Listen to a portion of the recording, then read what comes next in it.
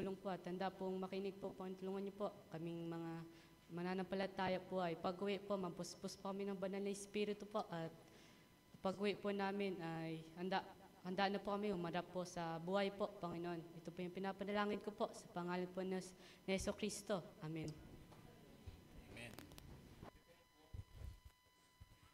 Amen. Good morning. Good morning po. No, so, wow, ang dami natin ah. So, batiin mo nga ang katabi mo ng magandang umaga.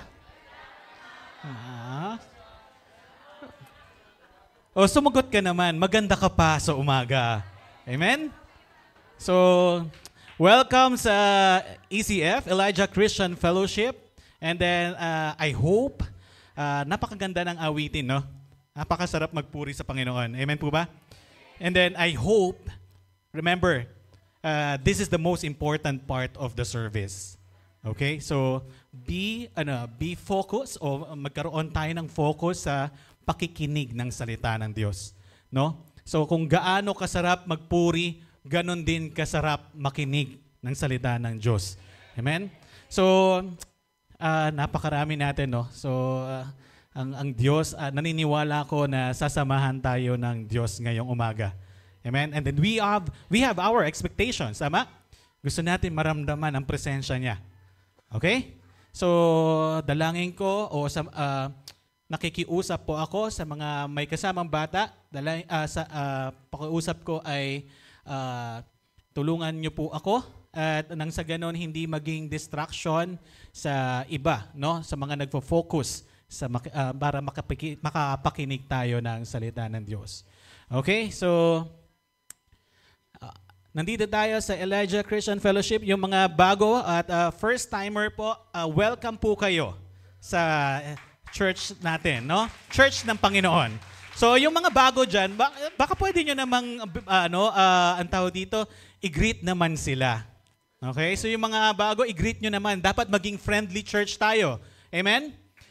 So, dapat masaya tayo. Dapat hindi nila ma-feel na parang etsapwera sila. Hindi. Dapat sila yung bigyan natin ng importansya. Okay? Yung mga dati natin kasama, lagi natin nakakasama na yan. Bigyan natin ng oras o panahon yung mga bago natin kasama ngayon. Okay? So, nandito tayo sa Book of Acts. So, napakagandang series nito. Nagsimula kay Luke. Actually, this is the first, dito sa book na to, dito na unang binanggit ang pangalan ni Luke. Pero siya ang author ng Acts, no? So, unang tinalakay natin yung Book of Luke. Of course, siya rin yung nagsulat na to. And then yung Acts ngayon, siya rin ang nagsulat nito. Okay? So, sino-sino yung mga character na nandito? Si Peter, no? So, sino pa? Si Cornelius, so, di ba? Yung pinatay, sino to? The first martyr? Si Stephen. Yeah, di ba? So, naaalala natin itong mga character dito sa Book of Acts. Ngayon, makikita ninyo, merong mga bagong character. O merong bagong character. Okay? So, excited ba kayo? Sino yung bagong character ngayon? Ngayon, mamaya, makikita natin ito. And then, yung pinag-usapan natin last time, preach ng ating butihing pastor o ating mahal na pastor, sabi, pinagkaloob ang Espiritu Santo sa mga hintil. Sino ba ang mga hintil? Tayo. Yan. So, nakikinig Galing So, ibig sabihin, dati, sino ang chosen people? Are the Jews. Tama? Sa kanila, umiikot ang salita. Pero, binahagi na nila sa mga hintil. Inabot na rin ang mga hintil. At tayo yon. Napaka-blessed natin dahil tayo ay mga pagano. Tayo yung mga dating mga sumasamba sa mga Diyos-Diyosan. Tayo yung mga nag-aalay ng mga anak natin sa mga Diyos-Diyosan. No? Pero inabot tayo ng Panginoon. Amen? So doon pa lang, napakabuti na niya. No? So, sabi doon sa pinag-usapan natin last week, paano naligtas ang mga hintil? Una, pagkakaroon ng kapangyarihan. Kapangyarihan na nagmumula sa Diyos. Because during that time, di ba, nung Pentecost, umakyat ang Diyos o si Jesus sa langit at bumaba ang banal na spirito. And then naramdaman ito ng mga hintil. Ganun din nung pumunta si Pedro sa kinaroroonan ni Cornelius, 'di ba? Sino yung mga nandoon? Yung pamilya niya, yung mga kaibigan niya, malapit na kaibigan niya, at sila ay naniwala sa mensahe na dala ni Peter, sa salita at pinahayag niya si Kristo. At ang sabi doon ay bumaba rin, napuspos sila ng banal na espiritu. No? Kung anong naramdaman nila nung Pentecost, sino nakakaalala nun? May bumabang o may malakas na tunog, and then merong bumaba ang banal na espiritu, misto lang dilang apoy sa bawat isa. At sila ay nagsalita ng iba't ibang wika. The same sa nangyari sa kanila nung pumunta sila sa bahay ni Cornelius. Okay? So, pagbabautismo.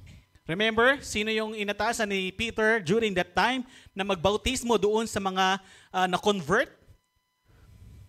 Yung 6 niyang kasama. Tama, yung 6 na kasama ni Peter. So, ilan sila lahat nung pumunta doon? 7. Okay, so tatandaan niyo yan at matatalakay natin rin yan mamaya. Okay, so nagbautismo sila and pagsama-sama. Tulad nito, ginagawa natin. I believe some of you nanggaling sa iba't ibang dako. Tama? Meron nanggaling ng Novaliches, tama ba? O Valenzuela, meron nanggaling ng Taguig, meron nanggaling ng Mandaluyong, sa labas ng Mandaluyong. No? So, ibig sabihin, nagsama-sama tayo dito. Para ano? Mag-fellowship. At pag-usapan natin sino? Si Kristo. Okay? Ready na ba ang lahat? Okay. So, napaka-ganda ng umaga, no? This is my first time na tumayo dito na nakabukas yan, mga yan. Ang saya pala, no? Okay. So, ang pag-uusapan natin ang unang simbahan ng mga hintil. Nagkaroon na sila ng simbahan. Kasi bakit? Dumami ng dumami. At saan yon? Sa Antioch. Babasahin natin ang Book of Acts, chapter 11, verses 1 to 30. No? Pero mag-start na lang tayo ng 17. Masyadong mahaba. Ikukwento ko na lang mamaya, pero wag niyo akong tutulugan. Ikukwento ko na lang. Okay, so bilang respeto po, pwede po tayong tumayo. Okay. So sa verse 17, kung binigyan sila ng Diyos ng kaloob na tulad ng ibinigay niya sa atin noong tayo'y manalig sa Panginoong Hesukristo, sino ako para hadlangan ang Diyos? Nang marinig nila ito, tumigil na sila ng pagtuligsa at sa halip ay nagpuri sila sa Diyos. Sabi nila, kung gayon, ang mga hintil man ay binigyan din ng Diyos ng pagkakataong magsisi at tumalikod sa mga kasalanan upang mabuhay. May mga mananampalatayang nagkahiwa-hiwalay dahil sa pag-uusig na nagsimula noong patayin si Esteban na nakarating sa Phoenicia, sa Cyprus at sa Antioquia. Ipinapangaral nila ang salita ngunit sa mga Hudyo lamang. Subalit may kasama silang ilang mga taga-Cyprus at mga taga-Cyrene na pagdating sa Antioquia ay pinangaral din sa mga Griego ang magandang balita tungkol sa Panginoong Jesus. Nasa kanila ang kapangyarihan ng Panginoon at maraming naniwala at sumunod sa Panginoong Jesus. Nang mabalitaan ito ng iglesia sa Jerusalem, isinugo nila sa Antioquia si Bernabe. Nang dumating siya roon at makita ang pagpapala ng Diyos sa kanila, siya ay naggalak at pinagpayuhan silang lahat na manatiling tapat sa Panginoon ng buong puso. Mabuting tao si Bernabe, puspos ng Espiritu Santo at ng pananampalataya sa Diyos. At marami pang tao ang sumampalataya sa Panginoon. Nagpunta si Bernabe sa Tarso upang hanapin si Saulo. At nang kanyang matagpuan ay isinama niya ito sa Antioquia. 1 taon silang nanatili roon, nakasakasama ang iglesia at natuturo sa mga maraming tao. Doon sa Antioquia, unang tinawag na Kristiyano ang mga tagasunod ni Jesus. Nang panahong iyon, dumating sa Antioquia ang ilang propeta mula sa Jerusalem. Tumayo ang isa sa kanila na ang pangalan ay Agabo at sa pakapangyarihan ng Espiritu ay nagpahayag na magkakaroon ng matinding tagutom sa buong daigdig. Nangyari nga iyon noong kapanahunan ni Emperador Claudio. napagpasayahan ng mga alagad na magpadala ng tulong sa mga kapatid na naninirahan sa Judea ayon sa kakayanan ng bawat isa. Ganoon nga ang ginawa nila, pinadala nila ang kanilang tulong sa mga matatandang namumuno sa iglesia sa pamamagitan ni Bernabe at Saulo. Amen. Tayo manalangin. Ama namin Diyos, maraming salamat po, Panginoon, sa umagang ito na binigay mo po muli sa amin, Panginoon, and bigyan mo po kami ng desire sa puso po namin, Panginoon, na mag-focus, Panginoon, sa pakikinig ng iyong salita, Panginoon. At dalahin po namin, Panginoon, na ikaw po yung makita po ng lahat, Panginoon. Itago mo lamang po ako sa iyong likuran at yung nais mo lamang po yung ipasabi po sa kanila. At Lord, dalangin ko po na ikaw po yung maitaas, wala pong credit na mapunta sa akin. Ikaw lamang po, Panginoon. Muli, Panginoon, ikaw ang umabot sa puso po ng bawat isa. Ikaw po yung maramdaman po nila, Panginoon. Maraming salamat sa pagmamahal mo po sa amin. Maraming salamat po sa kabutihan mo sa ngalan ni Kristo Jesus. Amen. Makakaupo po ang lahat. Okay. So, remember, meron tayong si Bernabe. Nakita nyo yung pangalang Bernabe? So mamaya pag-aaralan natin siya. Magbabalik tanaw lang tayo, no? Sa verse 1, ito yung sabi, nabalitaan ng mga apostol at ng mga kapatid sa buong Judea na may mga hentil na tumanggap na rin sa salita ng Diyos. Nabalitaan na. Okay? Kasi di bakit? Si Peter ay pumunta kay Cornelius. Tama? So, and then sabi sa verse 2, kaya't nang si Pedro ay pumunta sa Jerusalem, tinuligsa siya ng mga kapatid na naniniwalang dapat tuliin ang mga hentil. Okay? So, ang sabi sa verse 3, bakit ka pumasok sa bahay ng mga dituling hentil at nakisalo pa sa kanila? Tanong nila. So, nung ginawa ni Pedro, ready na? Ready na tayo? Nung ginawa ni Pedro na pumunta siya kay Cornelius, ano ba nangyari nun? Di ba, merong pangitain kay Pedro. Tama? Ang vision o ang pangitain, ano ba pinagkaiba niya? Hindi ito yung dreaming. Pag tayo ay natutulog, subconscious, nananaginip tayo. Tama? Pero ito ay nananalangin siya at nagkaroon siya ng pangitain. Merong tela na bumaba mula sa langit. Ang laman nito ay mga hayop. Hayop na gumagapang, lumalakad, at yung iba ay lumilipad, yung iba ay mga, ang tawag dito, yung mga kumakain, nangangain, mga ano. So, ngayon, si Pedro, ang sabi sa kanya ng tinig, sabi niya, tumayo ka at kumatay ka na makakain mo dyan. Anong sabi ni Pedro? Sabi ni Pedro, nako, hindi ko po magagawa yan na kumain ng mga ipinagbabawal. Ang sabi ng Diyos sa kanya, huwag mong ituring na marumi ang nilinis ko na. Okay? So, ito yung nangyari sa pangitain ni Pedro. So, naintindihan niya at meron pa nagsabi, sabi sa kanya, merong darating na mga hintil. 3 ito. Tama? Sino yun? Una, yung isa ay yung sundalo. Pangalawa, yung dalawang ay ang utusan. So 3 sila. Ito ay mga hintil. At remember, meron silang barrier. Ang Jews at Gentile. Tama? Kasi bakit? Hindi dapat nakikisalamuha ang mga Hudyo sa mga hintil. Ito yung paniniwala nila noon. Bakit? Dahil marumi ang mga hintil. Ang tingin naman ng mga hintil sa mga Hudyo ay mga hipokrito. Tama? So hipokrito naman ang tingin ng mga hintil. So meron silang barrier sa gitna. And dito, binibreak ng Panginoon. So prepare si Peter. Nagpakita ng vision sa kanya. No? So yun yung vision. Pero kay Cornelius, meron ding vision. Anong vision kay Cornelius? Ang sabi, dumababa ang anghel at sinabi, si Cornelius ay mabuting tao, may takot sa Diyos, at tumutulong sa dukha. Okay? So, ang sabi ng anghel kay Cornelius, magpadala ka ng tao mo at sunduin sino? Si Pedro sa Joppa. sa Joppa, kung saan siya ay naninirahan kay Simon the Tanner. Okay? So si the Tanner, bakit siya tinawag na Tanner? Alam na natin na bakit dahil ang trabaho niya ay nagbibilad ng mga balat ng hayop. Okay? So yun ang nangyari. So pinasundo ng anghel. So ngayon, sumunod si Cornelius at pinasundo nga niya. Okay? So anong makikita natin dito? Prepare ng Panginoon si Cornelius dahil through vision, prepare niya. At prepare niya rin si Peter na magpapahayag kay Cornelius. Tama?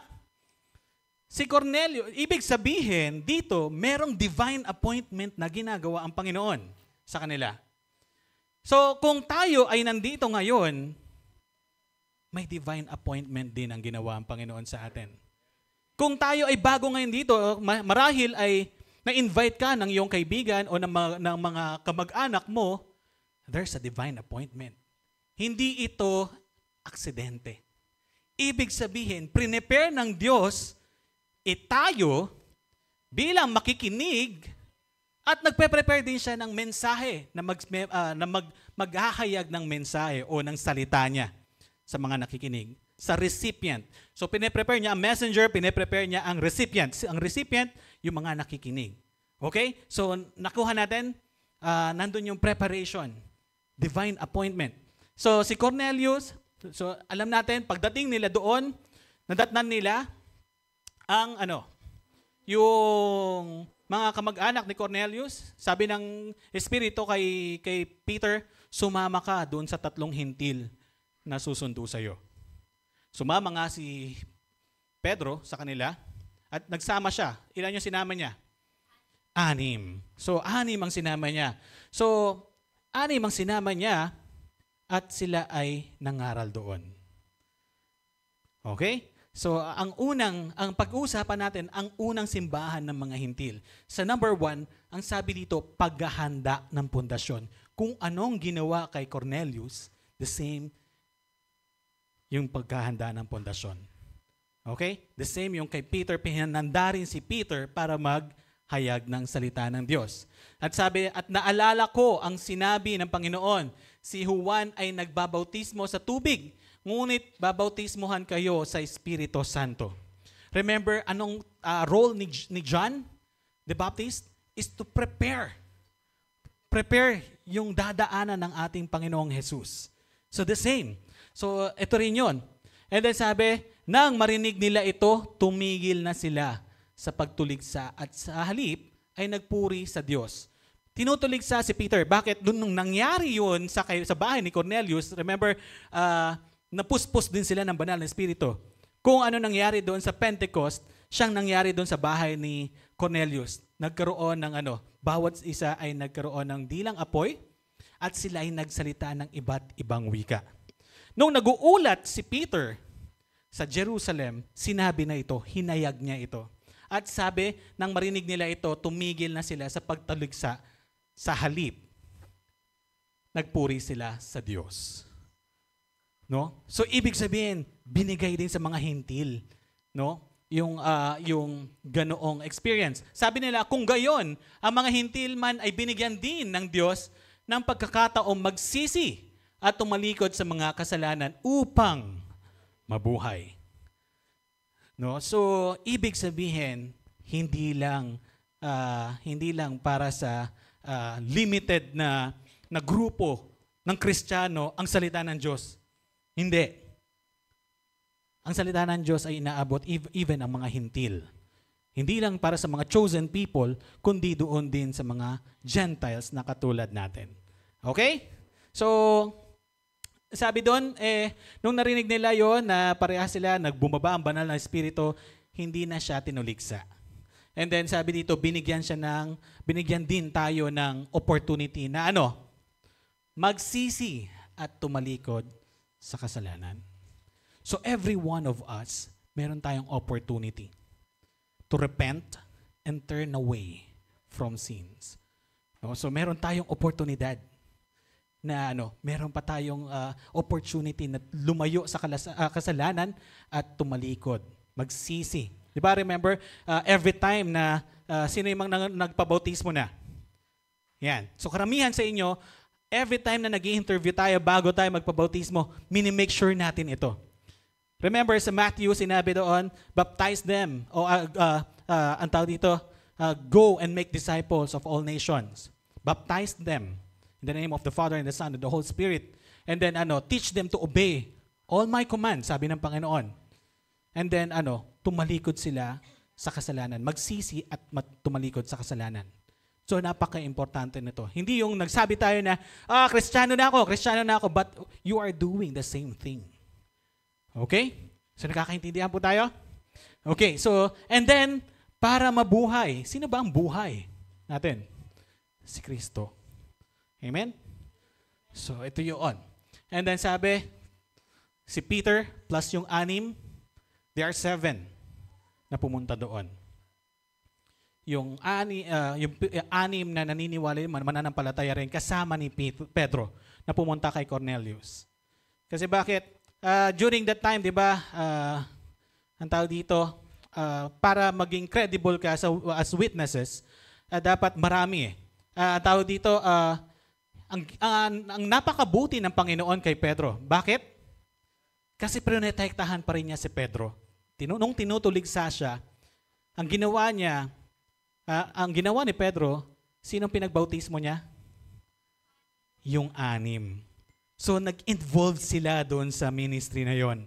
So, ngayon, kung tatanungin sila, yung 6 magte-testify. So, ang napakabuti ng Panginoon to protect Peter din. Okay? So, 7 kasi bakit? During the time, di ba? Kung ikaw ay magtatayo ng negosyo, dapat ilan? 7 din. 7 rin. Kasi hindi ka pwede magtayo. Halimbawa, mag-a-apply ka sa SEC. Ang tawag natin dito, yung SEC registration. Hindi dapat isa. Dapat 7 sila noon. Okay? So, ganun din. Remember, nung lumalaki na, dumadami na ang mananampalataya, nahirapan ng mga apostol, tama? Pumili sila ng 7 leaders. Kasama doon si Felipe at si Esteban.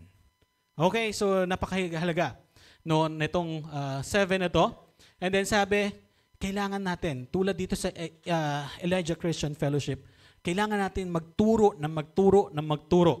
Sabi dito, teaching, and then teaching. Bakit? Kasi we have to multiply ourselves. Okay? Pag tayo, halimbawa, si pastor, maraming tulad ng credibility ni pastor o ang tawag dito, yung capability ni pastor. Ganun din ang ibang leader dito. We're able to evangelize outside Elijah Christian Fellowship. No? Hindi tayo mag-stay dito. Hindi dahil sa ayaw namin kayo dito, pero syempre, tulad nila Pedro, humahayo na sila. Yung iba sa inyo, baka nasa Korea. Gusto nila yon. Yung iba sa inyo, baka nasa US. Pwede, sabi daw. Pero, kailangan nasa atin ang banal na Espiritu. Amen? So, dapat tayo ay mag-duplicate. Kaya ako, yung mga bata dito, pag inutusan, o kahit yung kami, pag inutusan ni pastor, hindi dahil sa gusto lang niya na utusan tayo, pero meron siyang tinuturo. Okay? So, kailangan maging mamultiply natin yung sarili natin. Kung ikaw ay tumutugtog sa music instrument, dapat mamultiply mo rin yung sarili mo. Meron ka rin ma-train na isa na pwedeng tumugtog din kung anong kaya mo. Okay? Kung ang ministry mo ay paghuhugas ng pinggan, dapat meron ka rin natuturuan doon. Mas madali ang trabaho kung marami tayo. Tama? Amen. So, Antioquia. Ito yung city nila. Ang Antioch ay parang Pasay. Maraming tao at ang mga tao doon ay maraming pera. Okay? So, kaya ang ekonomiya nila, pag maraming pera ang tao, mas mabilis lumago ang ekonomiya. Okay? So, ito yun. So, pangalawa, pagsilang. Ang sabi sa 19, may mga mananampalatayang nagkahiwa-hiwalay dahil sa pag-uusig na nagsimula noong patayin si Esteban na nakarating sa Phoenicia, sa Cyprus at Antioquia. Ipinangaral nila ang salita ngunit sa mga Hudyo lamang. Remember this? Bakit sila nagkahiwa-hiwalay? Dahil sa pag-uusig. Sino yung nag-uusig na yun? Number 1 persecutor? Si Saulo. So, nare-recall tayo, no? So, si Saulo, ang number 1 persecutor ng mga mananampalataya. Ang ginagawa niya, pinapakulong niya ang mga mananampalataya at sinisira niya yung mga iglesia. At nang sa ganoon, syempre kung ikaw ay pinapakulong at tinutuligsa, malamang sa malamang, baka wala ka na sa Pilipinas. Nasa ibang lugar ka na. Yung iba napunta ng Samaria, ng Damasco, no? Tapos ito na, nagka-watak-watak na sila kung saan-saan. Okay? So nakaka-relate tayo. Ang gala, no, pag nakumpleto mo yon, yung every Sunday, naaalala natin yung mga pinag-aralan natin, no? So, yun. So, and then nakarating sa kanila yung pagpatay kay Esteban. At sabi ko nga, sana merong pelikula nung buhay ni Esteban kasi napakaganda. Kung paano siya nag-stand sa Panginoon kahit papatayin na siya. And the same, naalala nyo, si Saulo may kinalaman sa pagpatay kay Esteban. Remember kung gaano kasama si Saulo? No? Persecutor. May kinalaman sa pagpatay kay Esteban. Pero ginamit pa rin siya ng Panginoon. Amen? So, kahit sa atin dito, ano man ang karanasan natin, ano man ang istorya natin, hindi malayong gamitin tayo ng Panginoon. Amen? So, sabi dito, pagpunta nila doon, ipinangaral nila ang salita, ngunit sa mga Hudyo lamang. Meron pa rin barrier. Nandun pa rin. Sa Hudyo lamang. Yung mga Hentil, bahala na kayo. Nandun pa rin yung barrier. Okay, so pag-aaralan natin din. Pero sabi sa 20, subalit may kasama silang ilang mga taga-Cyprus at mga taga-Cyrene na pagdating sa Antioquia ay ipinangaral din sa mga Griego ang magandang balita tungkol sa Panginoon. Okay, so sino ba itong mga Griego na to? Sila yung mga Hellenista. Remember, sila yung mga Jews pero tumira sila sa labas ng Israel. So these are the Hellenista. So nagsasalita ng Greek. So pinahayag din sa kanila yung magandang balita. Okay, so nagtatahi-tahi na. Nagkakatagpo-tagpo na.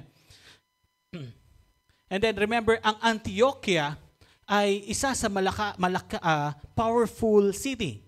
Ano na itong mga powerful city na to? Rome, Alexandria, and then Antioquia. Yan. So, ito yung mga powerful cities na to.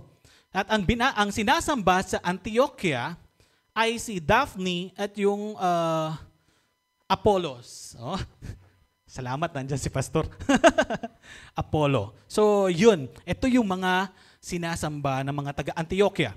And then, kung aaralin natin kung gaano kalayo ang Jerusalem to Antioquia, nagkakalayo lang naman siya ng 650 to 700 kilometers. And then during that time, wala pa namang Tesla noon, tama? Wala pa namang Honda noon, tama? Wala pa namang electric cars noon, tama? Anong meron sila? Paa. Tama? Paa. So lalakarin nila yon. Gaano kalayo yon? 15 days na lakaran lang po.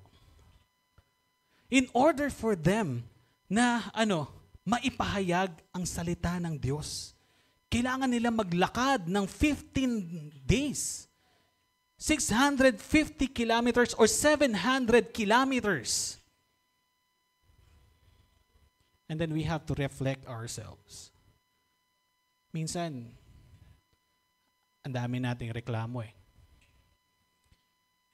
No? So, minsan, ang taas sa ECF eh. Ilang hakbang yun eh. Pero kung titignan mo sila, para lang maabot yung mga taong hindi pa nakakakilala kay Kristo. They would rather to walk 700 kilometers. Amen? Pero tayo, at natutuwa ako, maraming seniors na binigyan ng kalakasan ng Panginoon nang sa ganon ay makaakyat sa Elijah Christian Fellowship at makinig ng salita ng Diyos. Amen? Nakakatuwa. No? Kasi bakit? Kung magbe-base lang tayo sa sarili natin, hindi naman natin kaya. Kung magbabase lang tayo sa kakayahan natin, hindi natin kaya. But we have God. We have Jesus. So kung no matter how big your struggle is, we have Jesus. No matter how big your problem is, meron tayong Panginoon na mas malaki sa problema natin. Amen? So, ito yung heart nila. Nang sa ganun, maabot nila yung mga hintil na hindi pa nakakakilala sa Panginoon. And then sabi sa 21, nasa kanila ang kapangyarihan ng Panginoon at maraming naniwala at sumunod sa Panginoong Jesus. No? So, nandoon yung kapangyarihan ng Diyos sa kanila. But we have to be careful about this. Marami nagkakamali dito na ang sabi mayroon na akong kapangyarihan. Ano ako, lumilipad na ako para akong si Superman? Hindi. Hindi po yun ganon. Ang kapangyarihan na tinatawag dito, kapangyarihan pa rin ng Diyos. Kaya minsan, nami-misinterpret natin. Pag tayo nagdasal, I declare blessing. Mukhang hindi. Medyo mali. Na hindi natin, remember, never natin naging kapantay ang Panginoon. Okay? So kung tayo mananalangin, kung luluubin ng Panginoon na pagalingin itong may sakit na to, pagagalingin niya. Hindi yung, I declare healing. Medyo may mali. Kung luluubin ng Panginoon, yung kapangyarihan niya magpapagaling. Amen? So, tignan natin sa ibang account. Ang kamay ng Panginoon ay sumakanila. Marami sa kanila ang sumampalataya at nanumbalik sa Panginoon. Ang kamay ng Panginoon. Hindi tayo. Okay? Kung wala ang pangkamay ng Panginoon sa atin, we have nothing. Wala po tayo. So, lagi nating iaalalahanin ito. Now, pag tayo nanalangin with reverence, Lord, kung luluobin mo po, if it is your will, hayaan mo po siyang gumaling. Amen? Okay. So, sa pangatlo, sabi, paglago. Sa Elijah Christian Fellowship, remember, konti lang tayo dati. Napaka-konti siguro, mga 40s lang, no? Nasa 40, 50, siguro marami na yung 50, no? So, pero ngayon, nag-iilan na tayo, nag-100 tayo, 119, 90. So, pero medyo tumagal ang paglago natin. Bakit? Una, nagkaroon ng cancer si Pastor Ed. Inoperahan siya, and nagkaroon ng COVID-19. Yan. So, kaya medyo nahinto tayo. Walang simbahan, ang nangyayari, online lang. No? So, meron dito, marami dito dati na wala na rin ngayon. Siguro na napunta na sa ibang church, at least nagpapatuloy sila. Yun naman ang importante, nagpapatuloy. So, the same sa atin, but right now, kung ikukumpara ko dati, napakalayo na, ang dami na natin. No? So, sana magpatuloy ito. Gaya ng sabi ko kanina, I hope na maging friendly church tayo. Okay? And then nakikita ko, yung ibang mga kapatid natin dito ay nag-i-invite ng mga panibagong tao nang sa ganon ay makarinig din ng salita ng Diyos. Okay? So, sabi sa 22, nang mabalitaan ito ng iglesia sa Jerusalem, isinugo nila sa Antioquia si Bernabe. Sinugo. Ang tinutukoy na iglesia dito is the church. Structure, building. So, okay? So, isinugo nila si Bernabe. Sino ba si Bernabe? Yan. So, eto na yon. Marahil, nabanggit na siya doon sa mga una, pero hindi natin masyadong napagbigyan ng pansin. Si Bernabe ay matuwid na tao. May pananampalataya sa Diyos, at siya ay puspos ng banal na espiritu. Paano ba natin malalaman na ang isang tao ay puspos ng banal na espiritu? Hindi na niya sinusunod ang sarili niya. Sino na ang sinusunod niya? Yung boss niya? Hindi. Sino? Yung boyfriend niya o yung girlfriend niya? Hindi. Yes. Si Lord ang sinusunod niya. Okay? So hindi na tayo. Hindi na kung sinong tao nasa paligid natin, but pagkos ang Panginoong Diyos ang sinusunod na. Okay, so gaya ng sabi natin kanina, sinugo siya from Jerusalem to Antioch. Nahalala nyo kung gaano kalayo? 700 kilometers. Anong gamit niya? Hindi Tesla, paa. Naglakad siya. And then ganun niya kamahal ang gawain ng Panginoon. Amen? I hope the same sa atin. Ganun din natin mahalin ang gawain ng Panginoon. Alam niyo, nung pinag-aaralan ko ito kagabi, medyo naiiyak ako. Kasi bakit? Ang hirap maglakad. Sa panahon natin ngayon, ganto pa yung timbang ko. Ang hirap, tama, Kuya AJ? So, ang hirap maglakad. Tapos pag aakyat dito, kala mo, hingal na. Tama, nararanasan ko yun. Pero nung nabasa ko ito, ang dami nating reklamo. Actually, yung sinasabi ko, ang dami nating reklamo, ako yun eh. Tinatamaan ako. Pero look at Bernabe. No? 700 kilometers nilakad niya. And then wala pang eroplano, wala pang jeep, walang bus. Dati nung bata ako, maalala ko lang, no? Para lang kami pumunta ng Tarlac ni Pastor Ed. Bata pa ako noon. Nag-aantay kami ng aircon bus. Siyempre nung panahon ko, konti pa yung aircon bus, tama? Ang tagal-tagal na namin nag-aantay doon sa EDSA. Hanggang sa, basta makaantay lang kami, aircon bus. Kasi ayoko ng ordinary bus. Look at that character. Naaalala ko lahat. But again, itong tao na to, nung inutusan siya pumunta ng Antioch, hindi siya nagreklamo. Naglakad siya. Ang gagawin niya doon ay para sumuporta sa gawain. Ang gagawin niya doon ay sumuporta sa ganitong gawain ng Panginoon. Hindi siya mag-aaliw doon. Hindi siya magdidisco doon. Hindi siya hindi siya makikipag-inuman doon. Ang gagawin niya, susuporta sa gawain ng Panginoong Jesus. Amen? So, ganon kalayo, purihin ang Panginoon. And then, sabi sa 23, nang dumating siya roon at makita ang pagpapala ng Diyos sa kanila, siya ay nagalak at pinapayuhan silang lahat na manatiling tapat sa Panginoon ng buong puso. Look at his heart. No?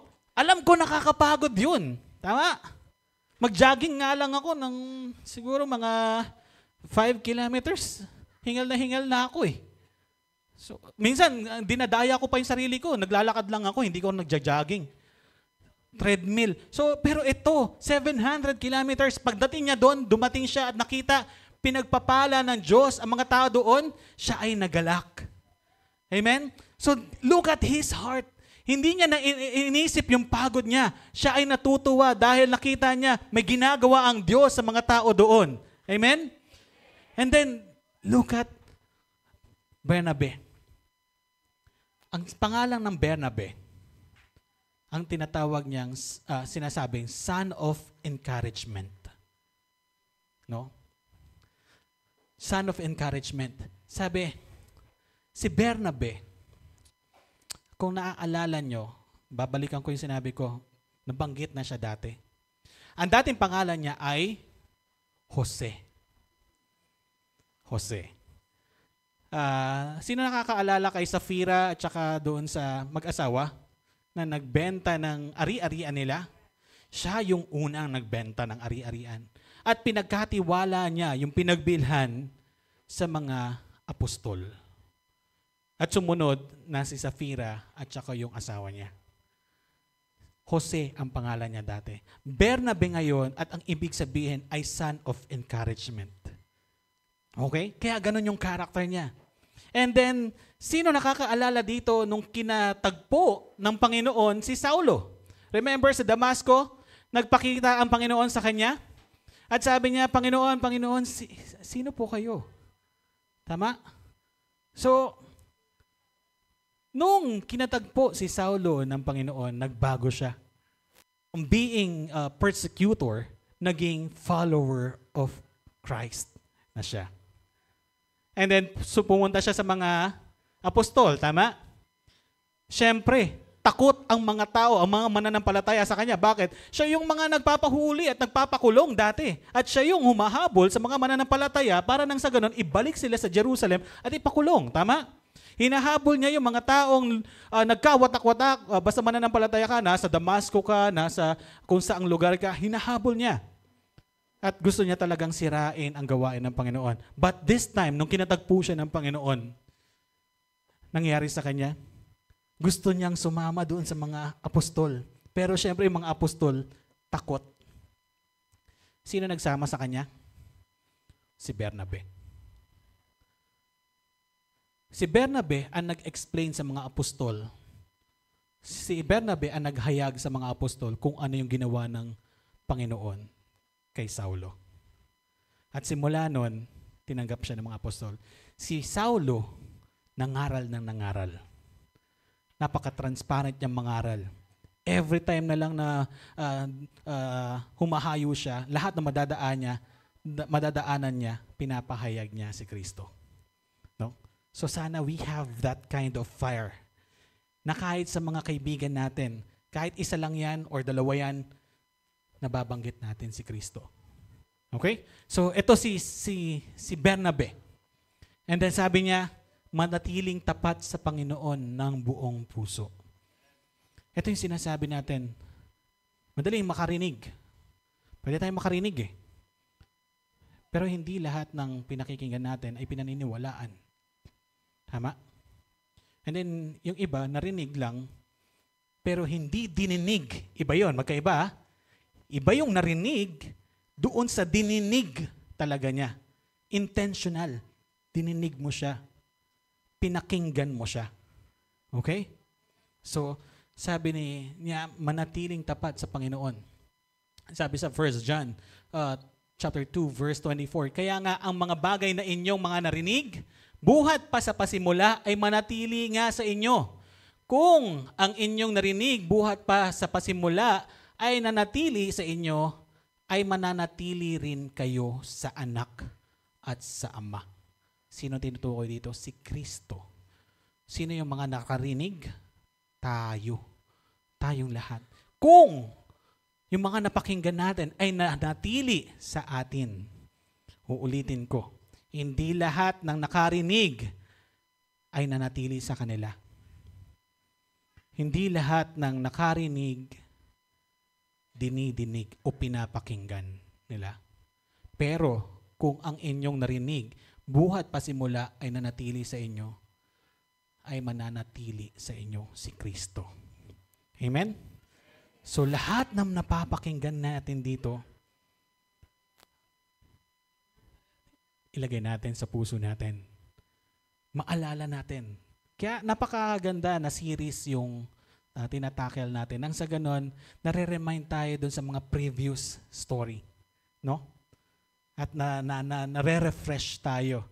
Yung mga aral na napulot natin doon, naaalala natin.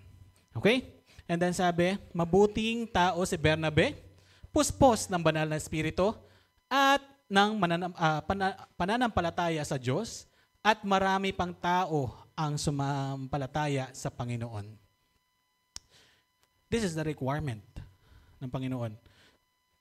Mabuting tao si Bernabe, puspos ng banal na espiritu, at mang pananampalataya sa Diyos. Remember, nung pumili ng seven leaders, dapat dapat sila ay puspos ng banal na espiritu, may wisdom, ginagalang, di ba? Marami pa ito.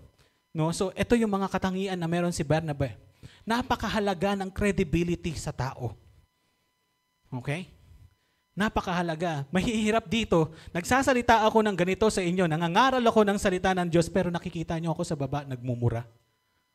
Do you think makikinig kayo sa akin? Hindi.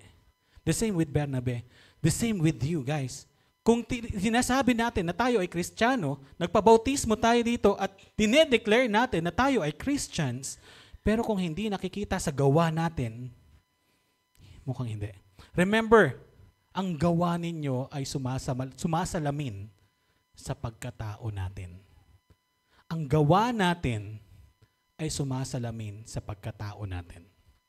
Okay? So if you are declaring Christians, Kristiyano ko from the word Christian, ano ba nakikita niyong word doon?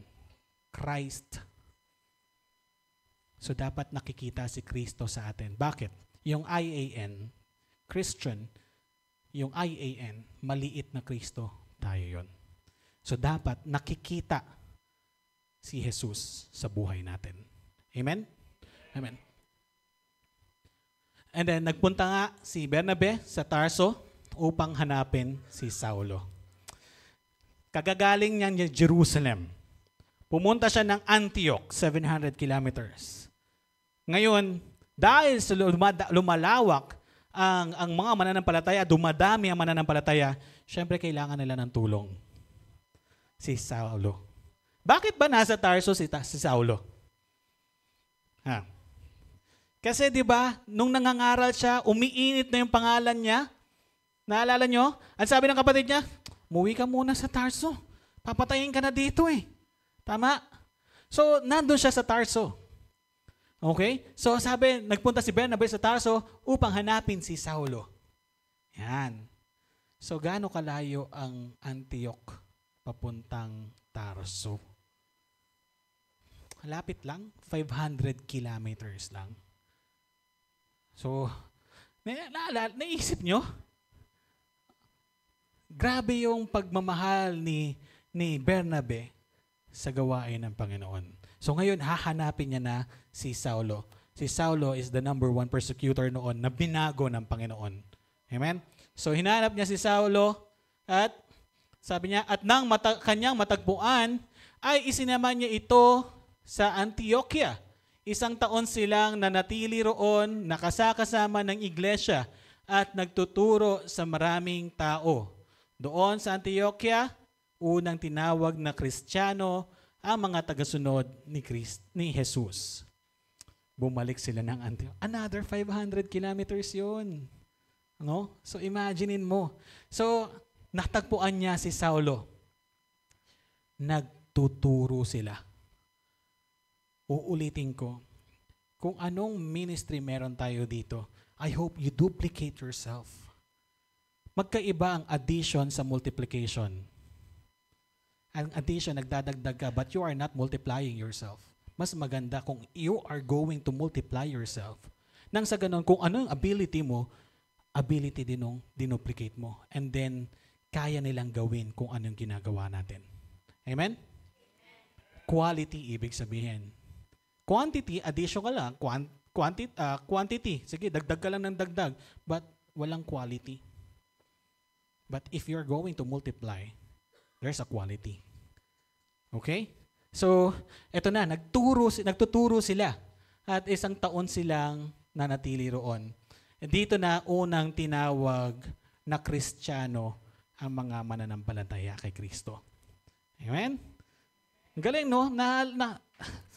Tugma-tugma. Tapos meron ka ng history, may Bible ka. Naalala mo, doon pala unang tinawag na Kristiyano ang mananampalataya. No? So, ang dami natin natututunan. And then, syempre, bukas palad. Okay? So, pang-apat, bukas palad. Syempre, pag tayo ay mananampalataya na kay Kristo, diba tayo ay mga magkakapatid na kay Kristo.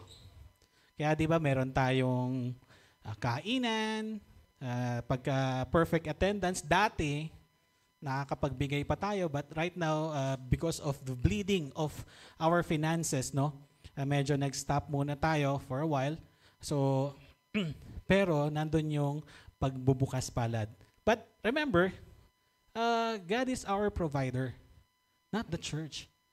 Provider natin ang Panginoon. At alam natin, pagka ang Lord ang nag-provide sa atin, siksik, liglig, at umaapaw.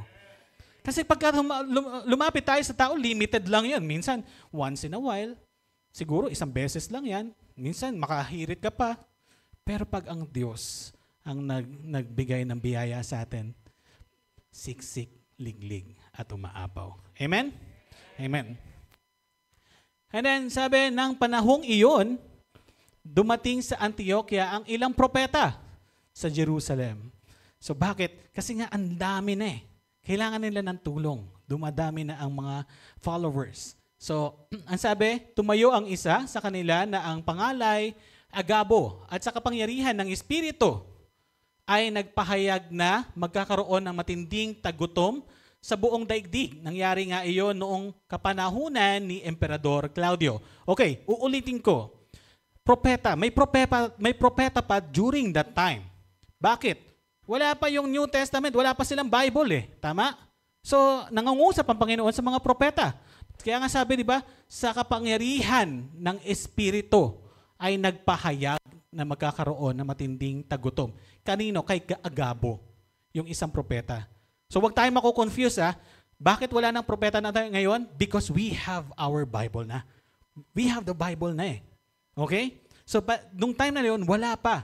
Kaya nangungusap pa ang Panginoon sa mga propeta. Okay? So, and then, nangyari nga iyon noong kapanahunan ni Emperador Claudio. Okay?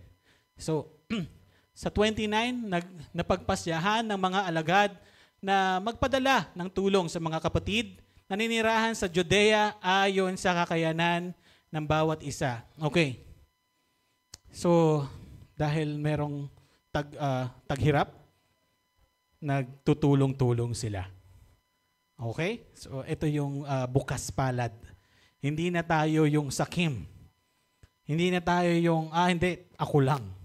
But you are thinking other people also. You are thinking yung kapatid mo sa pananampalataya. Amen?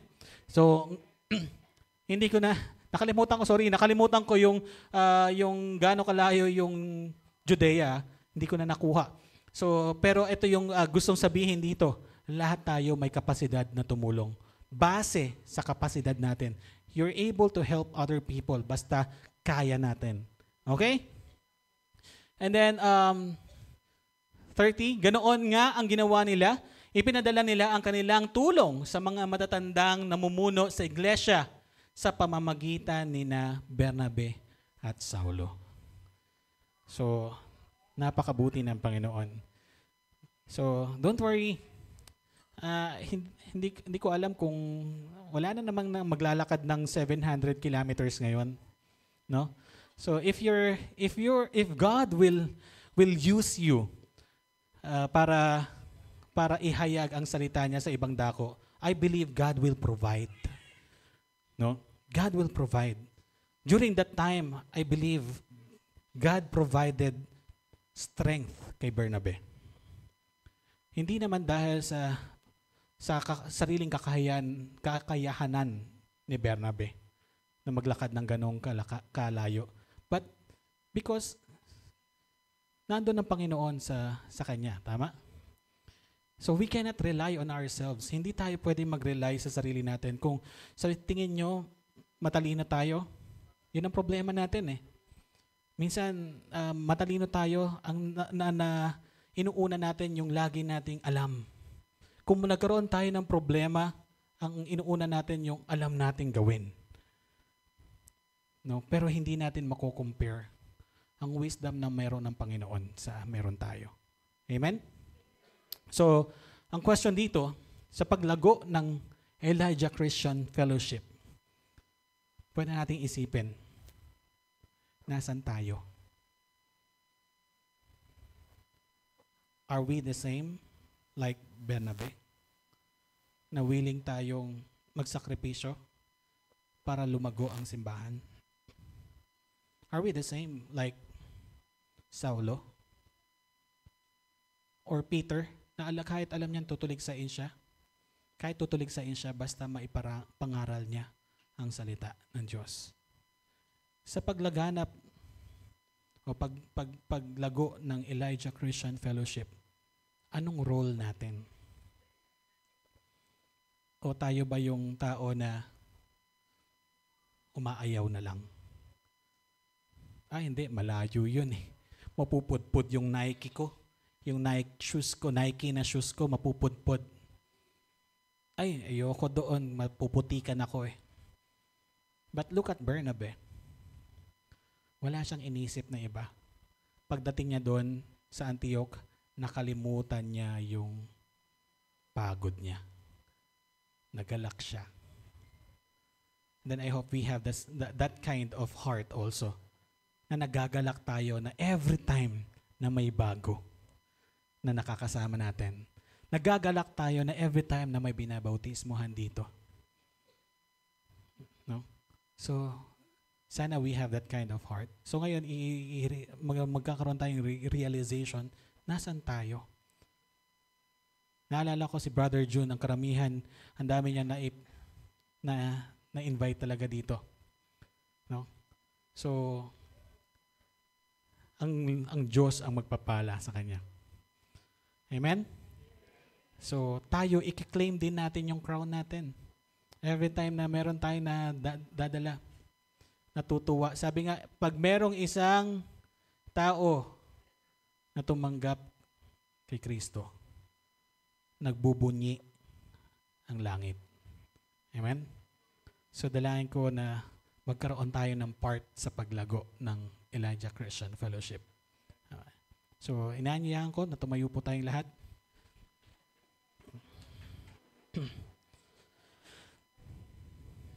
Okay. Tayo po ay manalangin. Ama namin Diyos, pinakadakila po sa lahat, Panginoon. Tunay nga po, Panginoon, yung kapangyarihan mo, Panginoon. Lord, maraming salamat dahil sa iyo lamang po kami umaasa, Panginoon. Hindi po namin kayang umasa sa